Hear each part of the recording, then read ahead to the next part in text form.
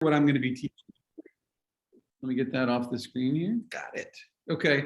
So I just want to give you 2 real quick seconds about my background so that you know who I am and why I'm teaching some of this stuff. But my background, I've been in sales for a little bit over 30 years. And for the last, I'd say 12 years or so, I've been focused on the EdTech industry.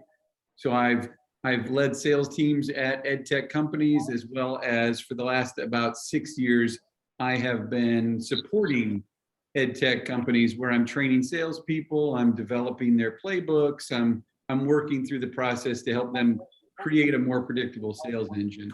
And in doing that, we realized that one of the hardest positions to place for or to hire for is the sales role. Really early stage salespeople. What we found is that as we're trying to hire these folks, we're hiring people with a lot of experience, but they didn't get a lot of training or development. And so they didn't know really what they were doing, and it was a big struggle for us. And so what I decided to do, instead of trying to find good salespeople, we created an academy back in 2018 where we train people who are interested in getting into sales. So we teach them the early stage role. We'll talk about it a little bit here about what that role is, called an SDR. Train them up, and it takes about 5 months for them to go through that process. All the while, we're actually paying our students. Our students don't pay for training. We pay them. And then we move them into a sales role with a company. They interview with a bunch of different companies that we partner with. And if they are interested in an opportunity, they've got a job.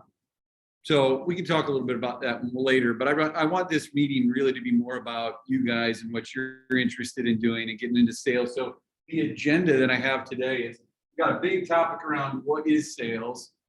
I want to talk about sales process, roles, compensation, different pieces in that area. I want to talk about what's so different about K-12 sales than just B2B sales or any other SaaS-based sales that you have.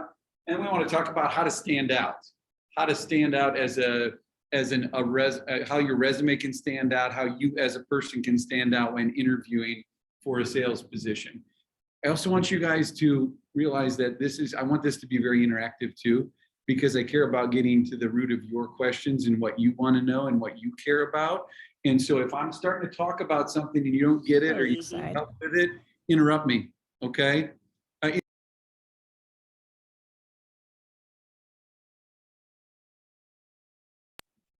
I got muted. I'm unmuted now. But really, seriously, interrupt me. So, you don't have to raise your hand. You can just jump in and ask a question. You can unmute yourself and jump right in and ask, okay? So without further ado, let's talk about this for a second. So sales. Let's talk about what is sales, because I don't know how many people in here have had any background in sales. So I just want to talk about some foundational things in sales, all right? When I'm training a class, the first thing I ask folks is, like, when I say salesperson, what's like the first word that comes to mind when I say the word salesperson? What's an adjective that describes a salesperson for you? Pushy. Pardon me? Pushy. Pushy. There's a good one. I hear that one a lot. What else?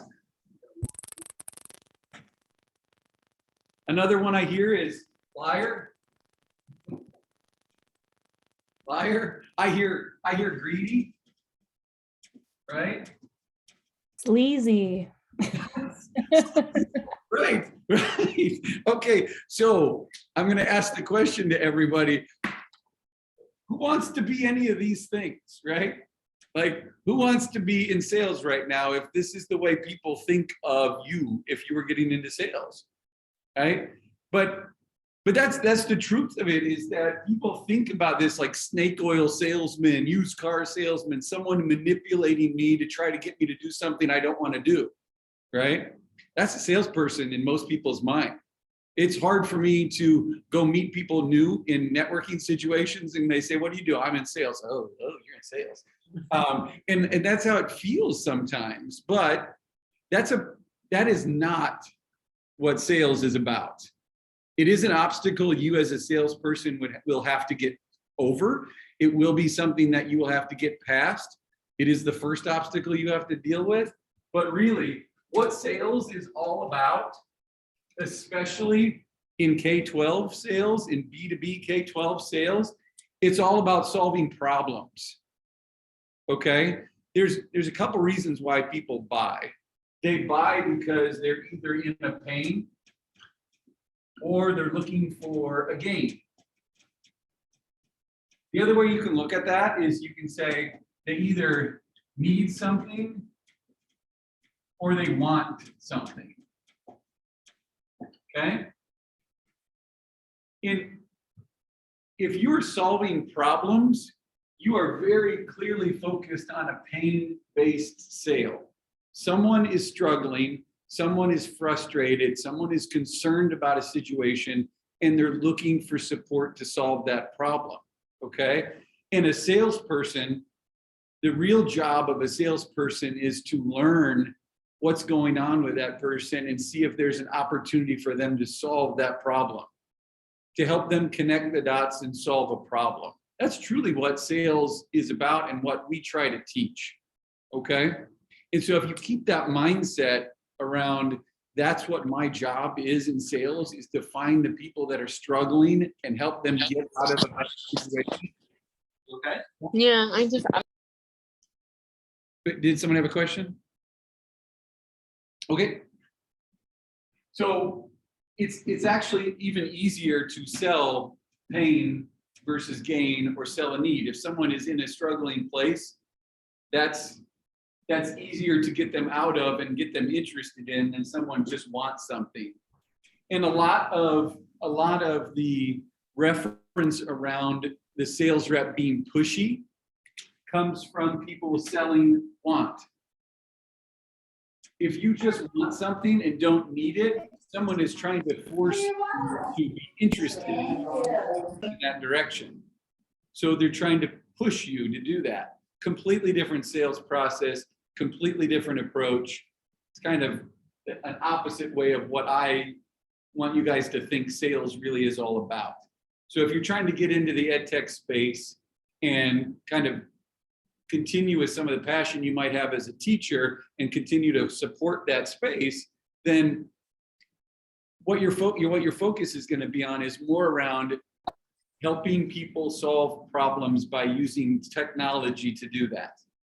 Okay? There's a ton of these EdTech companies out there trying to bring technology into the classroom to solve some of the big problems that are happening there. Okay? So that's truly what we want to focus on with sales.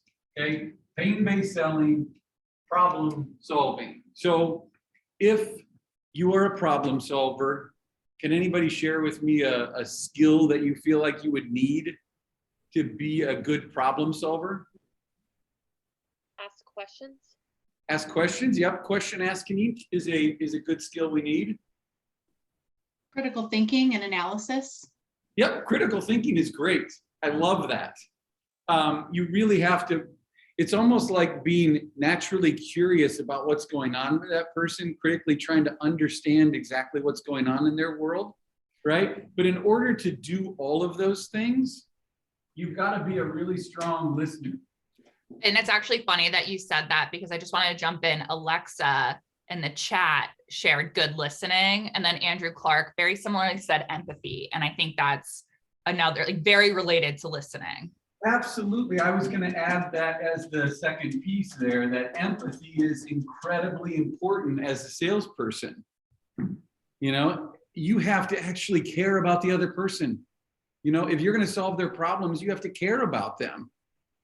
And with all those definitions before, as salespeople, you wouldn't think that they care. But salespeople have to care in order to be good at their job. Okay?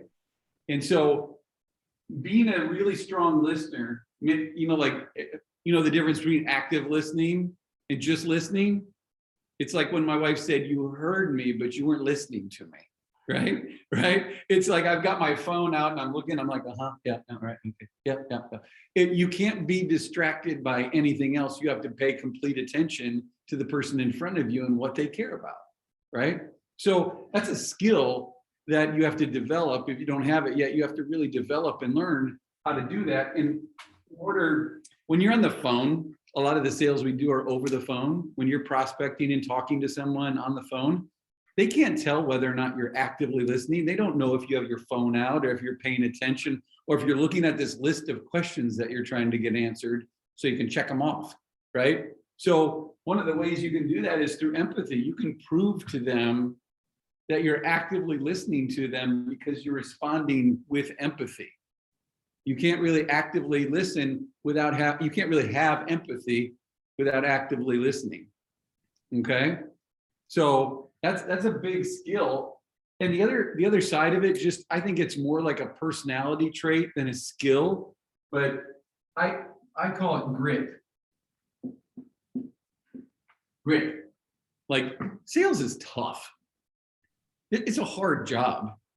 You know, the majority of the time that you are in a sales career executing, you are going to be failing. I mean, it is very similar to like baseball. When you've got a baseball player going up to hit, they're going up to the plate, and it is that a really good batting average for a professional baseball player is somewhere in that 300 range, right? They've been practicing all their life. They're professionals at it, but 70% of the time when they walk up to the plate, they are not getting a hit. They are not executing on their job. They're failing, right? And that's kind of what sales is all about. It is a struggle each and every day mentally to deal with the rejection that you get with sales and deal with the challenges with people saying no and hanging up on you and not saying yes. But it can also be incredibly rewarding, you know, to be able to say, I was able to help this company move from this bad place they're in to this amazing place. The look on the person's face to know that they are in a much better place now to change, it can be the most rewarding job as well. And I think it's probably similar to what you might experience in the classroom with students, where, you know, you can have some bad days and some struggles and frustrations, but you know what? The one time where you see that kid change, where you can see someone clicking and getting it, that can be very rewarding. And so it's very similar in sales. There's a lot of challenges, a lot of frustrations, a lot of struggles, but if you have a strong positive attitude towards things and you can focus on the positive side of things, sales can be really, really rewarding for you. Okay, let me get this off the board. What else did I want to talk about in here? The other thing I wanted to say too is that you guys understand how people buy, like why people buy. We talked about pain versus gain, but there's a difference between logic and emotion. Like, I don't need to write this up on the board. People buy based on emotion instead of logic. They will validate or justify their purchase with logic, but they will buy because of an emotion. Okay? And so that sales is a very emotional job, because what your responsibility is as you go through this process is to get somebody from a logical state into more of an emotional state and feel the struggle that they're in. Okay, so that also plays a role with empathy again, opening somebody up and getting them to talk, empathize, and create that emotional response. Does that all make sense to everybody? We all in a good spot there? Okay, so I want to talk about. I just wanted to say too, like, I think what you're just describing there is what relates so well to what all of these folks have been doing in the classroom, right? Like, it's that emotional, like tapping into that emotional side to drive someone to do something, right? Like, I think like that is such a skill that when I've worked with teachers on sales, like that is the number one thing that I've seen them excel at. And it's why like they start blowing their quotas out of the water, because they know how to do that. Yeah. Yeah. It feels like when I train folks outside of that have not had teacher as a career path, I scare a lot of people with the first part of my conversation. It doesn't feel like teachers scare very easily. And they're all like, yeah, I've dealt with worse. Yeah, it's not a big problem. And so teachers make amazing sales reps because of the fact that they have such a critical thinking mind, they have compassion, they care. And one of the big things that's really important is that they have a mission mindset. Like they care about what this company is trying to accomplish, and therefore they're looking for the people and supportive of solving those problems out there. So if you don't have some of that stuff, it really can be a difficult grind every single day. But if you've got that feeling like I'm here to help, I'm here to make a difference, make an impact, makes the day go by faster. So let's talk about the different roles. And I like to do this where I'm going to talk about the sales process, kind of beginning to end. And then we'll talk about the different roles that you can find in sales based on where they fall within that sales process. Okay. So let's start with just a little timeline and go through a little sales process. And this is based on SaaS sales, like technology sales into the schools. Okay. So the first thing that you do, the first step in the process is called prospecting. And some people think prospecting is researching for names and getting lists of people to call, which districts am I going to call, things like that. But prospecting is actually taking action on that. It's either going to conferences, doing face-to-face visits, making phone calls. It's trying to connect with the right person. All right. Once you've made a connection, the next step in the process is called discovery.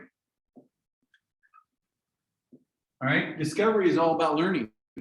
We don't sell at this point. We haven't sold anything yet. We're actually trying to learn about the challenges that are going on with that district or that person specifically, and how we might be able to solve them. So discovery is all about determining fit.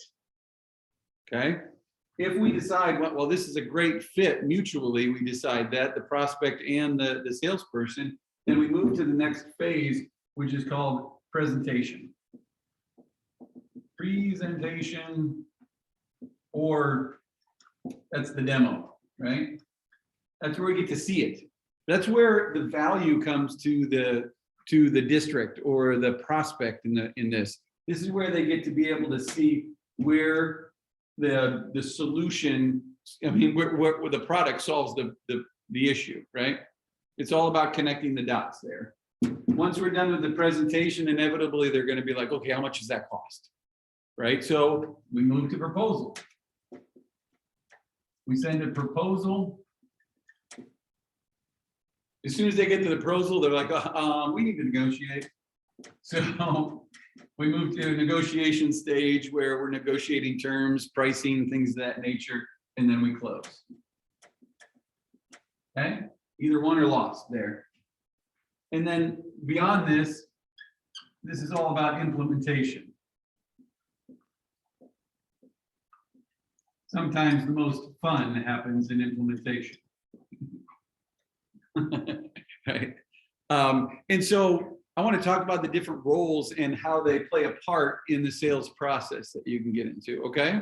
So entry-level role in sales is called an SDR. That's a sales development rep. People call them BDRs, business development rep, MDR, market development rep. They all mean the same thing. Really, the definition of that person is a prospector. And they focus on the front end of the sales process. This is the SDR.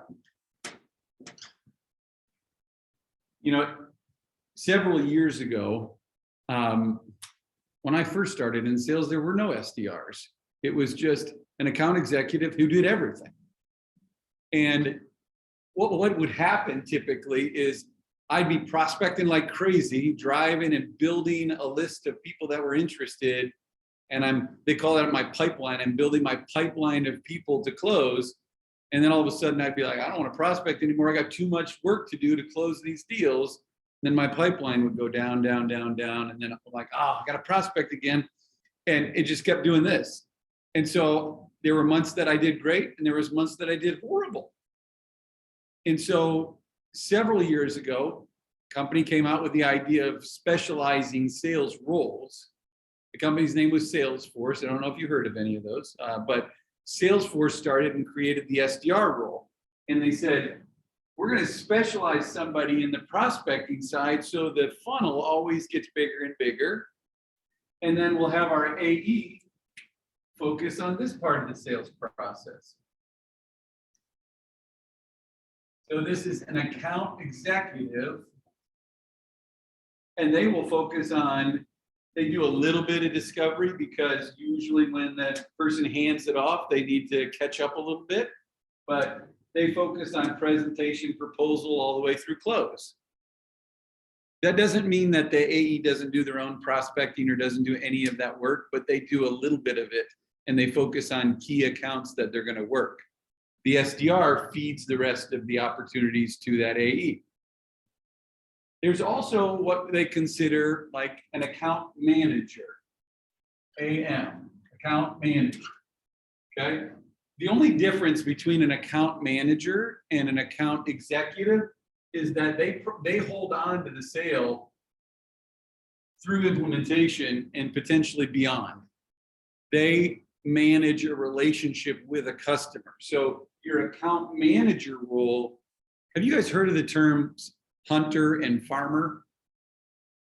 Okay, like the hunter would be the AE because all they do is go get some new stuff, hand it off, get some new stuff, hand it off.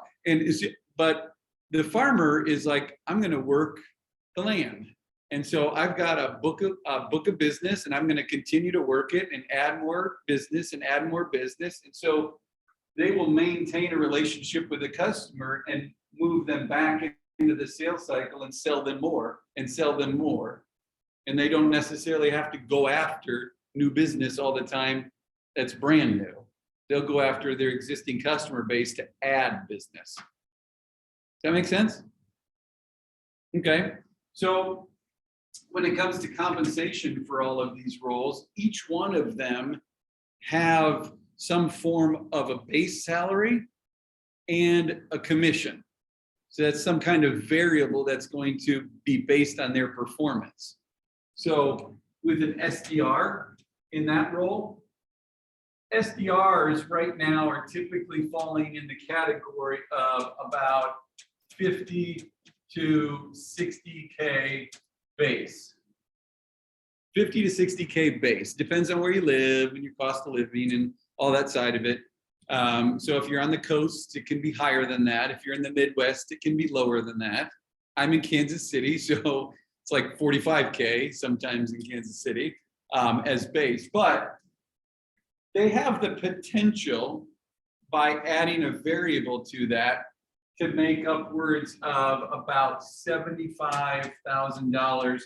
And the way that people talk about that is on target earnings, OTE. They say on target earnings. So when you're looking at job postings out there for an SDR role, they might say, hey, uncapped potential, first year earnings on target earnings might be.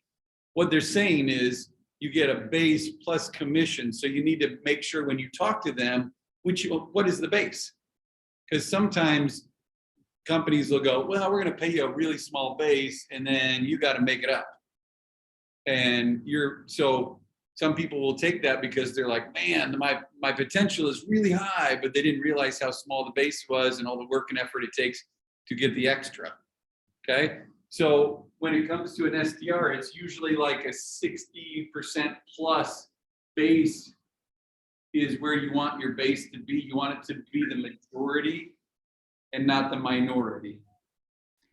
And this is such an important fact. Like, I almost want to make you repeat it because it's something I hear all the time when teachers are looking at SDR roles, especially. And sometimes they really short on the base, even though that should not be the case. And like, you are well within your rights to negotiate up and, ask those questions early too. Yes, everybody, and it doesn't matter what your experience is in this role, you have the opportunity to negotiate. Okay? Exactly. But Kevin, did you have a question or? No. Okay, all right. So you should negotiate if you feel like something is not right, but one of the things I would recommend too is that if you feel it's not right, it's not right. And if they're not being fair with you in the front end, are they going to be fair with you throughout the process of being in that company? Right? So ask the right questions and things, and people will show their true colors during that process. And if it doesn't feel right, you got to walk away from that. You got to get away, right? I think one of the main reasons, one of the bigger reasons why I am doing what I'm doing is because of the fact that it is so hard for early stage people to find a good company to work for. They've got to figure out culture. They've got to figure out management style. They've got to figure out whether or not there's opportunity for advancement, and is there training? What kind of training do I get? All of that stuff. And there's so many people looking, and they're making all these different offers. It's a hard market. So I think that's a big advantage of being able to come through a plan where we vetted a bunch of these companies and said, these are good. These are really good companies. And if you don't mind, Christopher submitted a question in the chat that I think really relates to where we are. And he's wondering if all salespeople start out in that SDR role. No, not all sales reps. All salespeople do not need to start in that position. But it is a huge advantage to start in that position because this area right here is where all sales are won and lost, right? The most important part about any sales process is the discovery process. It's where you learn everything you need to know to leverage and build the conversation and build the presentation and execute. The rest of this stuff is execute. It's process-based. We execute on something, but this is a skill. It's an art form. It is, but it really is just how do you talk to a normal human being? How do you have a genuine conversation with somebody? But in that discovery process, if you can master that, the rest of the sales comes easy to you. And so when you join as an SDR, you get the opportunity to be in an early stage role, master an area, learn about the customers, learn about the product, learn about the market, and easily transition up to either one of these roles. If you start as an AE, it usually takes someone somewhere in the neighborhood of 7 to 10 months before they reach their full potential of compensation, because a sales cycle is the time from interest generated to the time where you close the deal and have the opportunity to get paid a commission.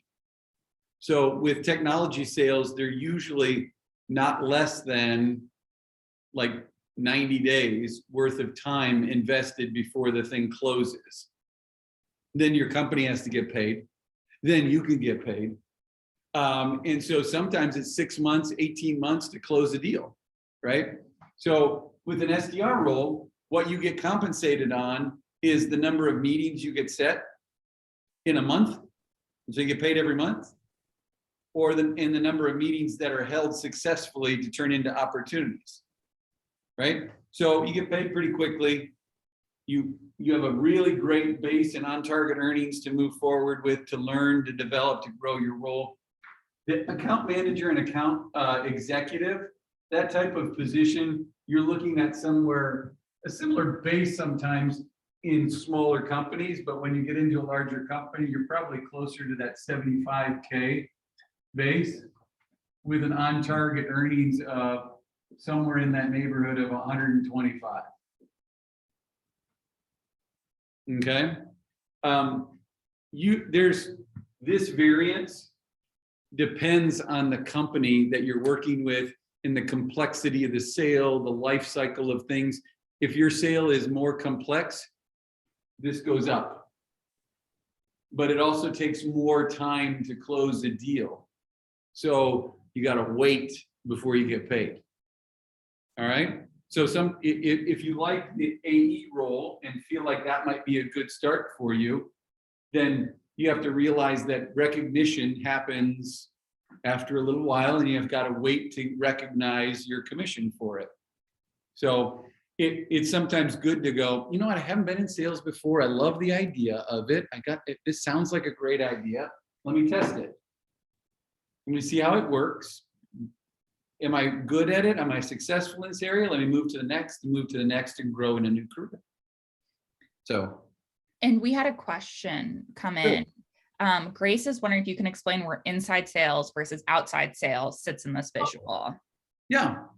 So inside, the only difference really is that inside does most of their stuff over the phone, while outside has the opportunity to go visit face-to-face with customers, do conferences, do meetings. So there's less and less of a distinction anymore of an inside sales team versus an outside sales team these days, because everybody is both. Most outside sales people spend 90% of their time inside, making phone calls, talking over Zoom, working at their desk, executing on it, and then getting an opportunity to go to a meeting every once in a while.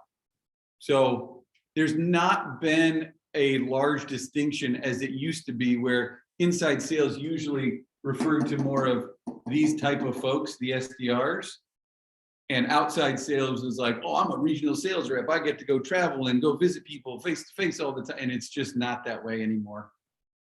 There's a difference between inbound sales and outbound sales, right? So outbound sales is you are being proactive in doing outreach to people that are not aware of you, potentially. And you're calling and trying to create a need or uncover a need. On the inbound side, you're receiving calls from people that are raising their hand.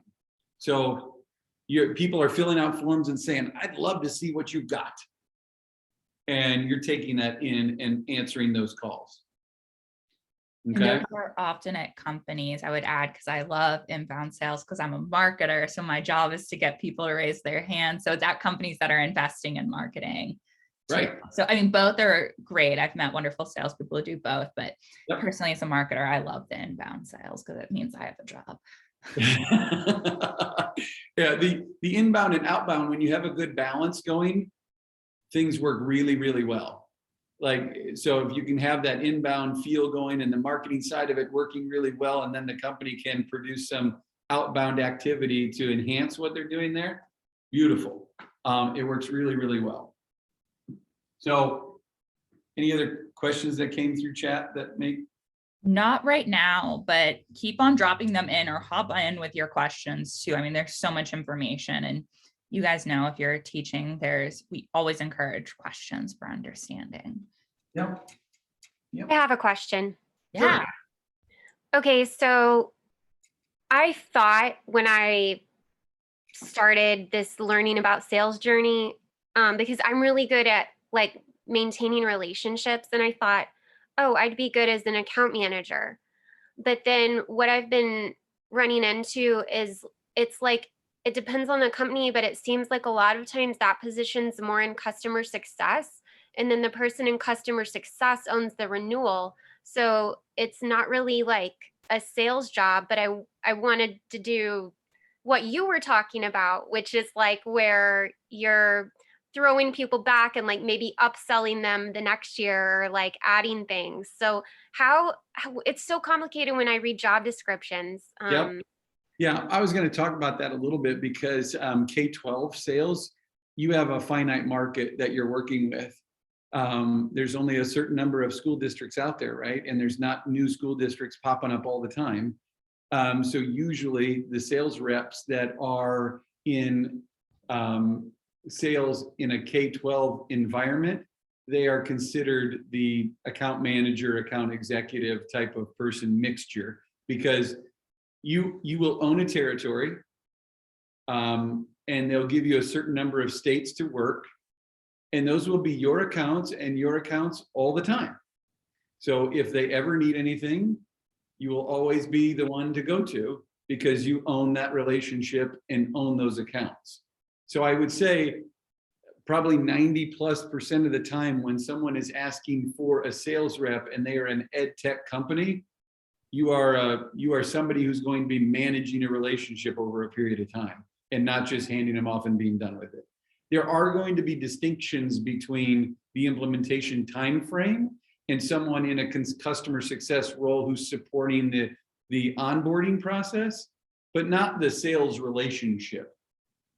The sales relationship that if they go, I love what I'm hearing from you and what I've got today, I'd love to look at other things. That would be you. And then you get back in the picture and be like, hey, I'm ready. How can I help you? So they called me an account executive. I was everything, you know, because that was just the life of K-12. You're going to conferences, you're meeting the same people over and over again. You're engaging with them over and over again. So that relationship must stay in place. Okay, is that helpful? Okay, it is really difficult to look through all these job descriptions and try to figure out exactly what people are trying to look for in it. There's areas in it where it talks about responsibilities, like these are the responsibilities I need someone to deal with. And I think they're going to bridge the gap between those. You're going to have to prospect. You're going to have to set appointments. You're going to have to do demos. You're going to have to manage a CRM and manage a relationship. So I think it's going to look very similar for all of those different pieces. Okay. I want to talk a little bit about K-12 sales versus B2B sales. It's really different. It really is different. So there's the academy that we run. One of the big reasons why we don't go into other industries. I know multiple other industries. I've been in telecom, I've been in healthcare, I've been in finance. So I know all these different industries, but I don't want to teach anybody in any other environment because of the fact that in K-12, people are nice. I mean, they pick up the phone, they talk to you, they care, you know? And so if I'm training somebody in healthcare, they'd have to spend like 1.5 years with me because it takes so long to get somebody to answer the freaking phone and talk to me in a polite way. You know, so these sales reps that are coming in to learn, they get an opportunity to talk to someone who actually is not going to rip their head off when they call them. They're going to have a decent conversation with them, and I'm going to be able to coach and say, here's how I would adjust things in that conversation to have a better outcome each time. And when they make 10 calls, they're going to talk to 3 or 4 people. And it's going to be so much easier. So they can make 50 calls in a day and talk to 15, 20 different people, and I can better understand what's going on. And also, they're not going to be in a situation where they're scared to get into sales anymore because they've had such a hard day. It's going to be a relatively laid back, halfway decent conversation type of day because the people that they're calling care. They also have a very mission mindset. They also care about what the outcome is for the students, you know? And if you call in sales, you're looking for a decision maker, right? I mean, if you've heard that terminology, we're trying to reach the person who can sign and say yes. But a lot of the times you don't get a hold of that person. And in K-12, you can talk to anybody and they know what's going on. So like, for example, I would like to reach out to the HR director and talk to the HR director about a product that we have. Well, if I don't get a hold of the HR director, if I get a hold of anybody in HR, they know what's going on. And I can gather some information, have a good conversation with them, learn enough to leave a better voicemail with the HR director, right? So K-12 is also, the people that you talk to, the folks that are making the decision, those are not business-minded people. They're not worried, they didn't go through corporate world. They were teachers that moved up and became administrators, and they care about the students, they care about the outcomes. So the conversation is not about ROI and how, you know, what kind of money are we going to make out of this investment that we put into it? It's how are we going to help the kids? How are we going to have a better outcome over here? And is this going to give us a better outcome? And so those conversations are completely different than the corporate world and having a conversation with them. where they're worried about all these little pieces of the price and what it's going to do for them. And it's not about them. It's about the kids. It's about the school. It's about the outcome that they're getting from it. Okay.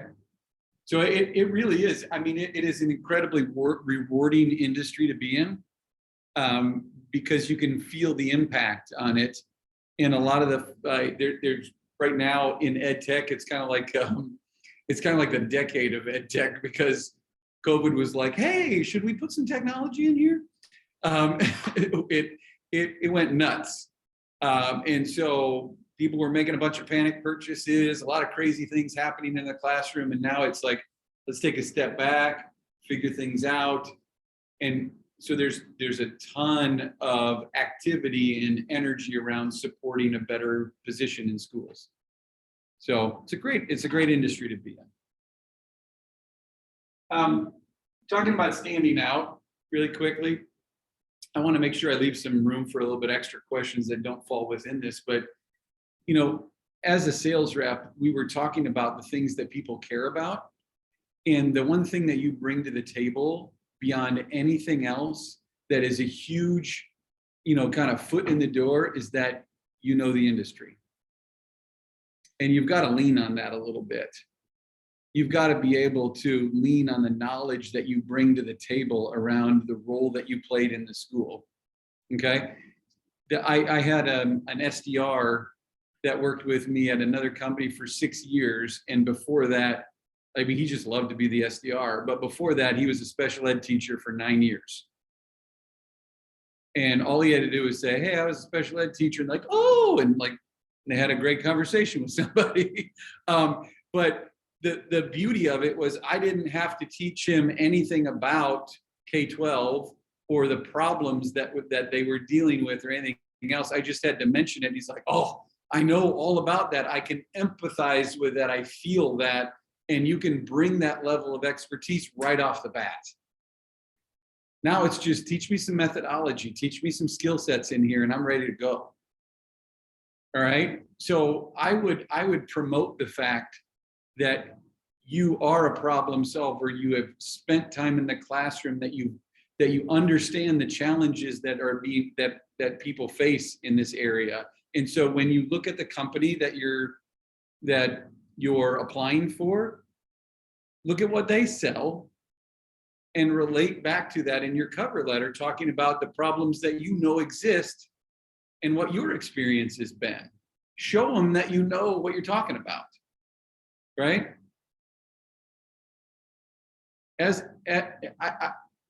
Teachers in general have a great mindset and a great personality around it because they've spent time in that environment. They've spent,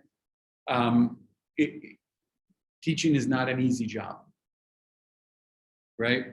Sales is not an easy job either. It takes a lot of energy and effort to get into it. And I think people respect that when you can talk to them about your background a little bit and share that this industry. Okay, if you're going outside of the ed tech space and you're moving into, and you'd like to move into another type of potentially B2B SaaS type of position, then the things that you really need to focus on are the fact that you have the mindset that you understand what that role takes to be successful, and you have the mindset to execute on that. Okay. The typical SDR role, just for your information, you are probably asked to make anywhere between 50 and 70 calls every single day. And that's a lot of energy and effort to put into each and every day. So just realize that is probably going to be the requirement of someone in that role. Okay. And it looks like trying to set anywhere between 12 and 18 meetings a month with people. Okay. So think about all that effort and getting 12 or 18 meetings set out of that. 21 days of calling 60 people a day and setting just that number. It's a lot of work. It's a lot of work. It's a lot of rejection. Okay. Well, I know we're running close on time, but I wanted to make sure you guys had the opportunity to just ask any question about sales whatsoever that I can help you answer? Like, what are you running into while you're researching this that I can help answer? Feel free to jump in or put them in the chat. Someone just added something to the chat though. So regarding the job market, how much does ageism come into play? I.e., what kind of uphill battle is a 50-year-old going to face and trying to get an entry-level sales position? And I've heard this question before, so I think it's really worthwhile. You know, the great thing about the SDR role is that you are on the phone, and you can be anybody you want on the phone. And I think companies have come to recognize that. Even, I'd say, I was working at Sprint, and I was in charge of a group of inside sales was more the name of it, not SDRs. And I had multiple people on my team that were above the age of 50. Because they know their stuff, that's all that really matters. If they can do the job and they know their stuff, that's all that matters.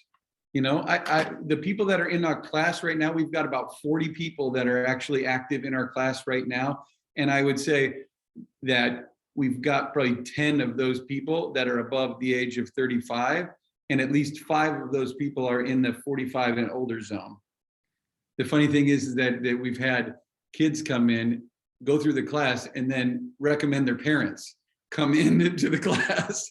And so we've got multiple parents come in that their kids have graduated from this program. So yeah, the role is open to everybody. And we found opportunity for those folks out there as well.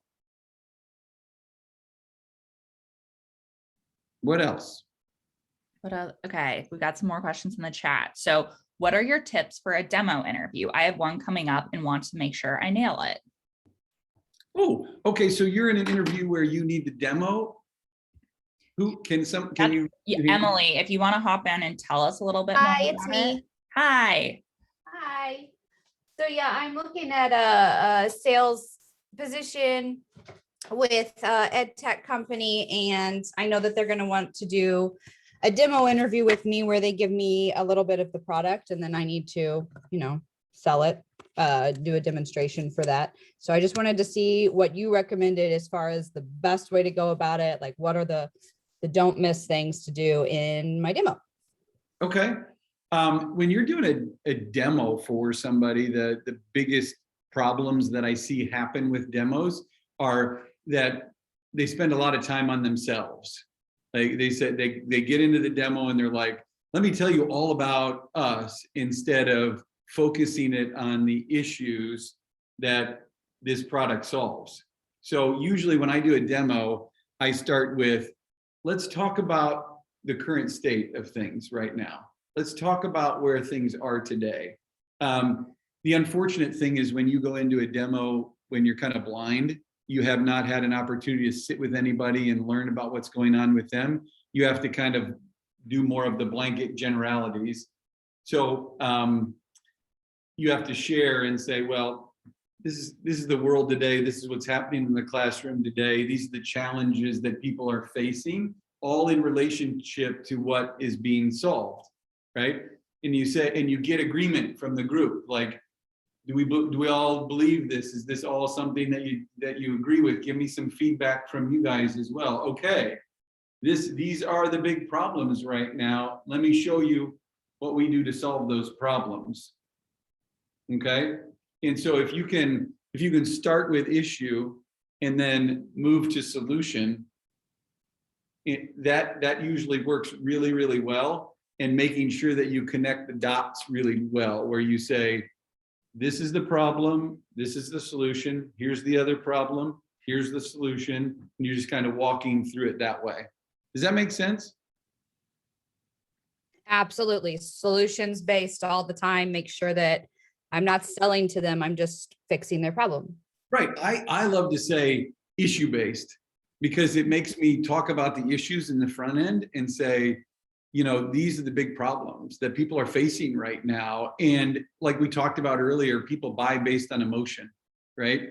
And so if you start in the front end and you get them emotional about the problems, you say, can you feel that? You know, you're not really saying that, but it's like, you feel what's going on here? Do you understand that? And people are like, oh my God, I feel that. Then they're more receptive to the solution, right? If you keep them in a logical frame of mind, you're like, hi, let me tell you about my solution. They haven't been ready to receive that yet. Okay. So that's my high level advice on making sure that the demo goes effectively. Thank you. And make sure you say their company name right. No. Okay. No, I, in all honesty, that's great advice because I was in an interview one time and botched the company's name. So don't do that. Don't be like me. So I'm quickly setting in the chat because we have a few more questions, but before anyone, I understand if you guys need to hop off as we get toward the end, but I'm going to get through these questions you've all sent. I'm sending in the chat the link to Daniel's website. Definitely go there if you're interested in paid sales training with EdTech companies. There's a big button and it says like, I can't remember off the top of my head. I can pull it back up, but it says like apply now and it'll take you to the application. And I could not emphasize this enough. It is great. I mean, rarely do you get paid training. So like that, like you are getting hands-on sales training and you get to learn from someone like Daniel too. And I just want to make sure you guys realize that this is, and with our program, there's no obligation to do anything with us. It really is that we're giving you the opportunity to learn in an environment where it's safe to go through this process and understand how to do this. But also at the end, when you graduate from this program, we're going to introduce you to a ton of different EdTech companies that are interested in people like you, and help you find a job. And so you don't have to go through us to find a job. You don't have to, but we're going to pay you to go through a program to learn, and then you can go find your own job if you'd like. You can find a job with us if you'd like. But I just want to help people figure this thing out and get into sales. Our goal is to really make sure that we have good quality salespeople out there, because I was struggling finding good ones. And so I'm just ready to help people get there. I don't want anybody to have to pay for this experience. I want people to be able to pay. So it's a vocational program. Okay. Awesome. And so there are some more questions too that I want to get through. So Tina wants to know, how do you open the conversation when you call so it's not like telemarketing, right? Because I think cold calling and telemarketing are different, but what's your advice on making sure you're distinguishing between the two? So telemarketers pitch, and I'm sorry, this is a term that I hear a lot. I can't take credit for it, but it's called pitch slapping. You call them and you just smack them over the face with your product. That's telemarketing. We don't want to do that. We don't want to call and say, hey, guess what I've got for you? Let me tell you about your problems. Nope, we don't want to talk about that. Usually the way that we talk about this is instead we're saying, you know what, I'm reaching out and I've been talking to a lot of districts in Texas. And what they've been sharing with me is that they're struggling with or frustrated by or concerned with. I'm just wondering, is that something you guys are dealing with? And right now we're just trying to learn. We're not trying to pitch you a product. We're not trying to tell you about our company. We're not trying to force or push anything on you. We just want to know, are you kind of like the neighbors we've been talking to? And if you are, let's have a good conversation. So we teach you how to, there's kind of a pattern to go through in the front end of it, to execute down that. But really it's just about saying, remember when I said issue-based? Everything we talk about is issue-based. So if we can just share some problems, like for example, chronic absenteeism. We're working with a client right now called Kinvolved. I don't know if anybody's ever used Kinvolved, but Kinvolved is very passionate about solving that problem or mitigating chronic absenteeism. And so when we reach out, we're just like, hey, I've been talking to districts across Kansas. And one of the big issues they're dealing with right now when it comes to chronic absenteeism is really getting connected with those parents in a fast, efficient way. And I'm wondering, do you guys deal with that as well? And then we get into a conversation about talking to them about their process and what they do to connect with parents. And at this whole time, we haven't said anything about Kinvolved. We haven't talked to them about the product. We're not pitching, okay? So none of that stuff. Just learn, okay? And then a great question from Kristen. She's just wondering if your program works for higher education tech sales. It does. We place people outside of K-12 as well. So we do have companies that are interested in it. Higher education is a little bit different sale. It's a more, it is more corporate-like. It is more enterprise sales level, where it's a more complex sales process where the IT team is involved in the, and there's multiple stakeholders that get involved in the process. So it's a little unique, but it's not too far off of the process that we go through to teach people. So it works. Awesome. And then Andrew Clark is wondering what the interview process is typically like for a sales role. It depends on the role. Like an SDR role, you're going to run through probably 2 or 3 interviews. Usually they like to send out some questions in the front end to email so they can get an idea of your writing skills and your ability to communicate and things like that. And then they'll probably want to interview you over a Zoom call really quick and just ask questions about your background and things of that nature. And I think the farthest they ever go is they're like, if you have experience, they're going to want you to give them a little, like, I want you to role play with me for a second, things of that nature. But they very rarely go too far down that path. If you're an AE, they're going to want to go down the presentation path. You know, they're going to interview you multiple times, then they're going to ask you to do a presentation, then they're going to want you to sit with the executives and meet with them, then they'll do a final interview. Usually everybody has their different way of approaching it, but AEs, they're going to want to know that you can present effectively in front of a crowd. And then Alexa, I can read your question out, but if you're comfortable, would you want to hop on and kind of explain it? I think you could give more color to it, but if not, I'll read it. Sure. So in my question, I shared that I had applied recently or a couple months ago to a BDR role, but I made it to the final round, but I didn't get the offer. And when I asked for feedback, they shared that they were looking for me to share like more concrete explanations of metrics driven experience or being in that environment. And I think I know I have the skill set and the experience to succeed in a role like that, but I don't think I did a great job of explaining it. And so because I'm not in a metrics driven role necessarily, like how can I highlight those metrics when I'm not in that environment? Yeah, so let's talk about the metrics real quick so you understand what they look for. But a BDR, SDR role is a very activity-based position. So what they take a look at in metrics is they go, how many calls is this person making every single day? Because I know that it's a numbers game in sales. If they make enough calls, they're going to get results. Okay, now the next step over is how many meetings did they set? Like, okay, I want to know that these calls are kind of converting into meetings, and what's the difference between that? Does it take 50 calls to set a meeting? Does it take 100 calls to set a meeting?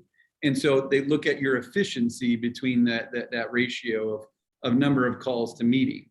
Then they finally look at more of like a quality metric where they say how many of those meetings actually turned into good sales or good opportunities.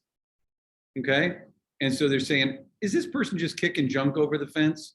Or are they really qualifying and doing a good job of qualifying so that we get good quality meetings on the other end of it? Okay. So that's really the metrics that they look at. When you are in the position yourself, you might be looking at metrics around open rates of emails or, you know, conversation rates or things of that nature. But if you just talked about those activity metrics, you'd probably be in a great place. Okay, thank you. Okay. And I know we're at time. Do you have time for 2 more quick questions? Of course, yeah. Yeah. Awesome. So one is from Stephanie. She wants to know what the commitment for the training program is. So the training program, there's not like an official commitment. We do want you to join in and spend the time with us. It usually takes anywhere from 3 to 5 months to complete the program. And we pay $15 an hour plus commission during that time from the moment you start training all the way through. Okay, so even though you may not be in the role the entire time, we're still paying you to be trained. Okay, I know it's not a a lot, but we're not trying to have people stay with us for a long time. We're trying to get you into a position where you can make 70,000 instead. So I just see that one. Is it self-paced? It is not self-paced. We're attempting to move down that path a little bit. I've just recorded some modules, actually one more today, so that we can give people the opportunity to do some of this in a self-paced manner. But right now it is kind of like a 9 to 4 type of role that you're in, where you're spending time with us and engaging in the activity of executing in that role so that people can coach you on the work and effort that you're putting in. Okay. Great. So it's considered almost full time. And so we just have one last question I wanted to get to. Yeah.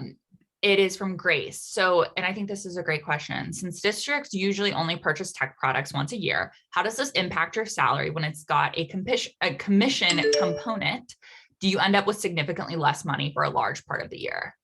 That's a great question. You are right. There's a cyclical nature to a lot of deals out there. And so the districts purchase all year long. But there are several products out there that are very focused on, June, July, August close. And in those scenarios, yes, you get paid significantly higher during those time periods, and you have to manage the rest of the time periods. So if you think about what I wrote up there, like $125,000, let's say somebody's making $150,000, the majority of that money on the commission side is coming in Q2 and Q3. Great. And I'm going to be emailing out this recording and the information to apply to this program, which I'd highly encourage anyone who's looking to sales to do. Someone's asking if they need to sign up by a certain date. To my understanding, no, it's rolling. Yep. We start a class every 2 weeks. Well, thank you so much, Daniel, for this. This has been incredibly informative. I think personally, my favorite workshop that I've gotten to sit in on so far. There was so much useful information. I am so thankful for your time, and I think everyone else on the call is too. No problem. Thank you for having me. And if anybody needs any help or has any questions outside of this, you can find me on LinkedIn. You can hit me up. I'd be happy to answer any questions for you. Okay. Thank you. Well, thank you all so much for joining us this evening, and we'll talk again soon. All right. Thank you. Bye. Bye-bye.